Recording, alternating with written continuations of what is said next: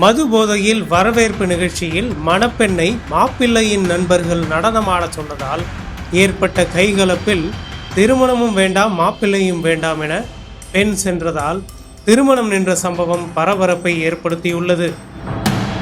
கிருஷ்ணகிரி மாவட்டம் பர்கூர் அடுத்த காந்திகுப்பம் அருகே உள்ள ஒரு கிராமத்தைச் சேர்ந்த இளம்பெண்ணுக்கும் காவேரிப்பட்டினம் அருகே உள்ள பனகமுட்லு கிராமத்தைச் சேர்ந்த இளைஞர் ஒருவருக்கும் திருமணம் நிச்சயிக்கப்பட்டது.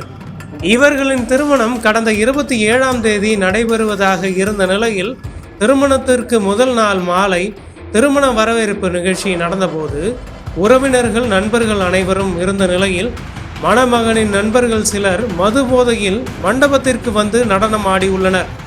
மேடையில் மாப்பிள்ளையை நடனமாடச் சொன்ன நிலையில் மணப்பெண்ணையும் நடனமாடுமாறு நண்பர்கள் கூறிய நிலையில் மணப்பெண் இதுபோன்று தனக்கு நடனம் ஆடுவதில் விருப்பமில்லை என கூறிய நிலையில் பெண்ணின் உறவினர்களும் இதுபோல எங்கள் வீட்டு பெண்ணை நடனமாடச் சொல்வது தவறு என்றனர். ஒரு கட்டத்தில் வாக்குவாதம் ஏற்பட்டு பெண் வீட்டாரை மணமகனுடன் வந்த சிலர் தாக்கினர். இதனை கண்டு அதிர்ச்சி அடைந்த மணப்பெண், திருமணத்திற்கு முன்பே இப்படி நடந்து கொள்கிறார்களே, இவரை திருமணம் செய்து கொண்டால் எனது வாழ்க்கை என்ன ஆகும் என கூறினார். இதையடுத்து அந்த நபரை திருமணம் செய்ய மணப்பெண் மறுத்ததால் திருமண நிகழ்ச்சி பாதியிலேயே நின்றது. மண்டபத்தில் கட்டப்பட்டிருந்த பேனர்கள், அலங்கார வளைவுகள் போன்றவை அவசரமாக இரவோடு இரவாக அகற்றப்பட்டு விட்டன.